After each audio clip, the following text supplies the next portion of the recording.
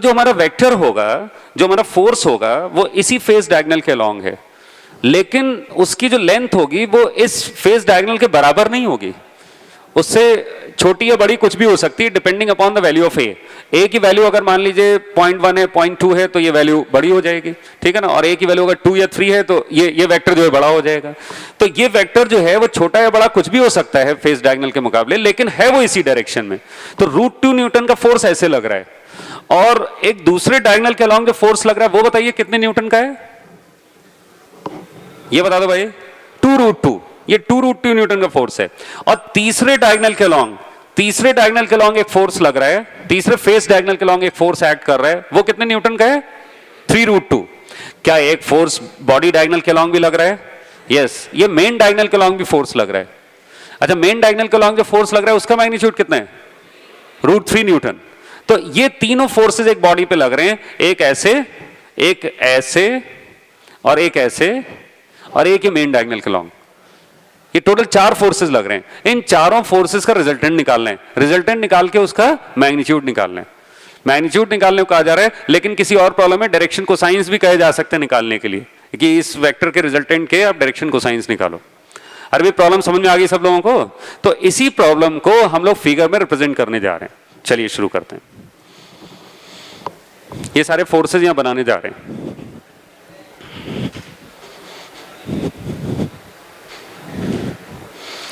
ये देखिए, पहला फोर्स F1, पहला फोर्स मैं बना रहा हूं F1 इस तरीके से, F1। अच्छा, F1 बना के मैं इसको लिख भी लूंगा I और J के टर्म्स में। F1 इज इक्वल टू, किसी वेक्टर को लिखने का तरीका देखिएगा, इसका मैग्नीट्यूड तो √2 न्यूटन है, √2। अच्छा, मैग्नीट्यूड को इसके अलॉन्ग यूनिट वेक्टर से अगर मैं मल्टीप्लाई कर दूं तो इस वेक्टर का कंप्लीट डिस्क्रिप्शन हो जाएगा। अच्छा, AC के अलॉन्ग यूनिट वेक्टर बता सकते हो क्या आप लोग? AC के अलॉन्ग यूनिट वेक्टर निकालने का तरीका देखो। सपोज करिए ये A है, तो ये हो गया AI, और ये हो गया AJ, AI plus AJ, AI plus AJ, ये पूरा वेक्टर हो गया। तो मैंने लिखा AI प्लस AJ, लेकिन AI plus AJ unit vector थोड़ी ना है। यूनिट वेक्टर बनाने के लिए इसके मैग्नीट्यूड से मैंने डिवाइड कर दिया, √2a, मैग्नीट्यूड से मैंने डिवाइड कर दिया। कितने लोग ये तरीका पहले भी कभी यूज कर चुके हैं? कह रहे हैं मैग्नीट्यूड को यूनिट वेक्टर से मल्टीप्लाई करके वेक्टर्स लिखने की प्रैक्टिस है हमारी। ऐसे लोग हाथ खड़ा करें भाई। अरे बाकी लोगों की प्रैक्टिस नहीं है तो भाई इसको ध्यान से सीख लीजिएगा। जिन लोगों ने अभी तक इसको यूज नहीं किया है वो बहुत ध्यान से सीख लें, क्योंकि बहुत इंपॉर्टेंट तरीका है। फिजिक्स में भी खूब यूज होता है, मैथ्स में भी खूब यूज होता है, कि मैग्नीट्यूड लिखा वेक्टर का और यूनिट वेक्टर से मल्टीप्लाई कर दिया तो पूरा वेक्टर आ गया। चलो इसको मैं अभी और भी कराऊंगा आपको, हर वेक्टर में धीमे धीमे करूंगा तो प्रैक्टिस हो जाएगी आपकी। तो पहले F1 को समझ के लिख लो आप लोग। अब देखिए F2 वेक्टर जो है वो इस डायगोनल के अलॉन्ग है, ये वाला जो डायगोनल है ना, इसके अलॉन्ग F2 वेक्टर है। ये देखिए, ये F2 वेक्टर, F2 वेक्टर को मैं लिखने जा रहा हूं। F2 वेक्टर का मैग्नीट्यूड कितना है? पढ़ के देखो भाई, मैग्नीट्यूड पढ़ लो, 2√2। अब इसको यूनिट वेक्टर से मल्टीप्लाई करना है। यूनिट वेक्टर से मल्टीप्लाई करने के लिए ध्यान से देखिएगा, ये है A K, ये A K और ये A J, तो A J plus A K। अच्छा, A J plus A K क्या यूनिट वेक्टर है क्या?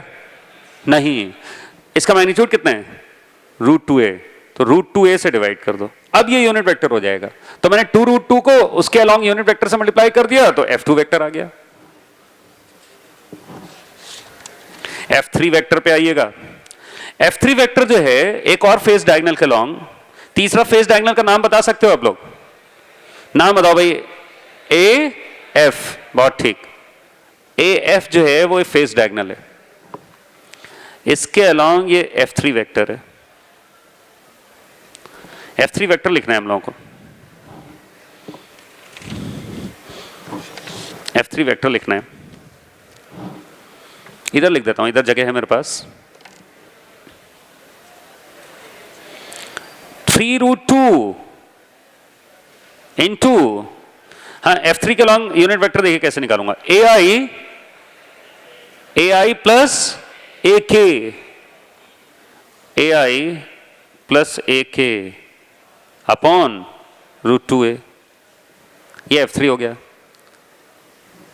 अच्छा, जो F4 वेक्टर है वो किसके अलोंग है बताइएगा, मेन डायगोनल का नाम बताइएगा। AF, AG मेन डायगोनल है। AG जो है वो मेन डायगोनल है, मेन डायगोनल या बॉडी डायगोनल भी कहते हैं इसको। अच्छा, मेन डायगोनल और बॉडी डायगोनल टर्म्स कहां यूज होते थे? केमिस्ट्री में सॉलिड नाम का चैप्टर पढ़ा था ना आपने, तो उसमें क्या main diagonal, body diagonal, face diagonal ये सब यूज होता है, खूब यूज होता है। तो आज की क्लास पता नहीं कौन कौन से टॉपिक्स के लिए हमारा बेस स्ट्रॉन्ग करे दे रही है। हाँ भाई, तो ये मेन डायगोनल के अलोंग F4 वेक्टर है, ये F4 वेक्टर है। F4 वेक्टर में लिखने जा रहा हूं, इसका मैग्नीट्यूड कितना है? √3। अच्छा, इसके अलावा यूनिट वेक्टर लिखना है, तो क्या आप AG वेक्टर बता सकते हो क्या है? AG वेक्टर है AI plus AJ plus AK, AI plus AJ plus AK। ये समझ में आता है सब लोगों को? AI plus AJ plus AK, AI plus AJ plus AK upon √3a।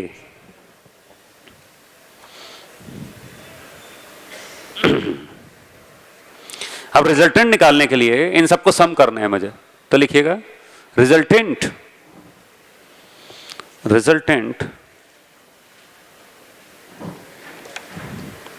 R is equal to, R vector is equal to F1 plus F2 plus F3 plus F4। F1 vector क्या हो जाएगा? ये √2 cancel, AA cancel, I plus J, और ये देखिए क्या हो जाएगा 3I प्लस 3K। चेक कर लीजिएगा भाई आप लोग। F3 क्या हो जाएगा 2J प्लस 2K। ये कैंसलेशंस करके मैं सही लिख रहा हूं, चेक करते रहिए आप लोग। और ये F4 देखिए, F4 में देखिए √3 कैंसिल, A भी कैंसिल, तो हो जाएगा I plus J plus K। ये देखिए क्या आएगा, I 3I और I, ये हो गया 5I, 5I J 2J और J, ये हो गया 4J, और 3K 2K 5K और ये 6K। ये फाइनल डिस्प्लेसमेंट हुआ। इसका मैग्नीट्यूड बता दीजिएगा, कौन बता रहा है? हाँ बताओ भाई साथी, माइक्रोफोन दे दीजिए इनको।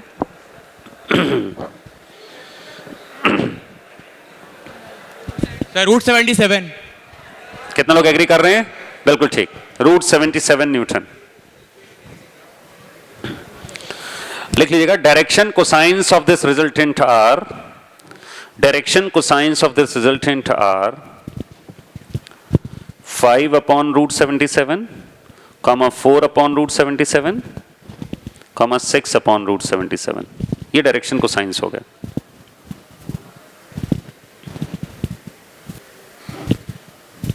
नेक्स्ट एग्जांपल लिखिएगा, या एक नोट लिख लीजिए, यहां पर एक नोट लिखिए।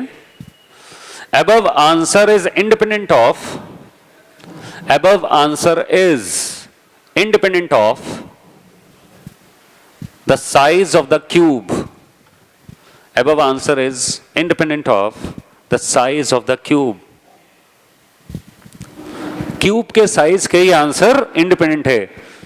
कैसे पता चला ये आपको? क्योंकि आपने साइज का साइज वो जो लेंथ ली थी वो a ली थी, लेकिन ये आंसर कहीं भी a पर डिपेंड नहीं कर रहा है। यानी क्यूब का डायमेंशन कितना भी हो, छोटा क्यूब हो या बड़ा क्यूब हो, अगर इस तरीके की प्रॉब्लम दी हुई है तो आप कहेंगे कि आंसर फाइनल इतना ही आएगा। क्यों? क्योंकि क्यूब की कहीं डायमेंशन का यूज नहीं किया गया, मैग्नीट्यूड तो अलग से दिए गए थे, क्यूब का यूज सिर्फ डायरेक्शंस के लिए किया गया, और डायरेक्शन तो वही रहेंगे, उसका मैग्नीट्यूड चाहे कितना भी हो। नेक्स्ट एग्जाम्पल लिखें, example 3। Direction cosines of the angle bisector of AG and AC are ...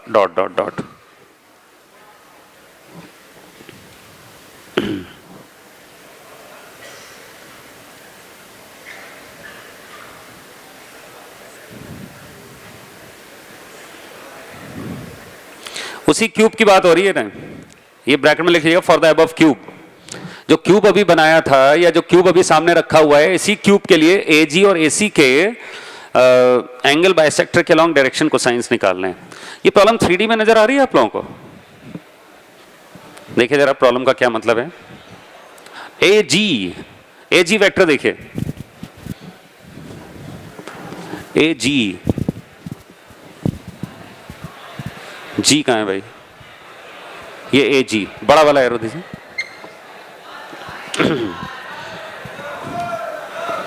ये देखो एजी, ये एजी समझ में आ गया आप लोगों को? थोड़ा और बढ़ा दो। ये एजी। अच्छा एसी कहां है?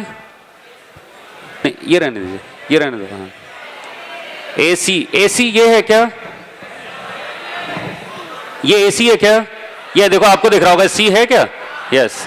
तो ये एसी और ये एजी, एसी और एजी दोनों समझ में गए भाई। अमित जरा इसको पकड़ो, या इसको ऐसे नीचे रखो। ये देखो मैंने एसी रख दिया नीचे ताकि मेरा एक हाथ फ्री हो जाए। एसी नीचे रख दिया और ये एजी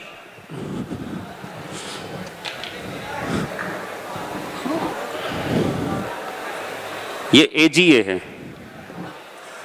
थोड़ा बड़ा है भाई, इससे थोड़ा छोटा दो। अच्छा एसी और एजी का एक एंगल बाइसेक्टर है। हाँ ये ठीक है। एसी और एजी का एक एंगल बाइसेक्टर है। एंगल बाइसेक्टर जो होगा वो कुछ इस तरीके का होगा। एंगल बाइसेक्टर कुछ इस तरीके का होगा, ये ऐसे एंगल बाइसेक्टर। इसी एंगल बाइसेक्टर के डायरेक्शन कोसाइंस निकालने हैं आपको। अरे प्रॉब्लम समझ में आ रही है सब लोगों को या नहीं? इसी के डायरेक्शन कोसाइंस, यानी इसके अलॉन्ग यूनिट वेक्टर निकालना है आपको। इसके अलॉन्ग यूनिट वेक्टर अगर आ गया तो डायरेक्शन कोसाइंस आ जाएंगे। अच्छा कितने लोग समझ रहे हैं कि वो ये प्रॉब्लम फटाफट कर सकते हैं? कितने लोग कह रहे हैं कि इस लेवल की प्रॉब्लम्स उन्होंने पहले की हैं और अगर उन्हें मौका मिले तो सामने आके इस प्रॉब्लम को कर सकते हैं?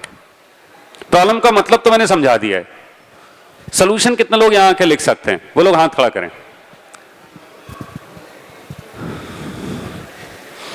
क्या मैं एक्सप्लेनेशन शुरू करूं? अभी थोड़ा कॉन्फिडेंस कम लग रहा है भैया, धीमे धीमे कॉन्फिडेंस आएगा।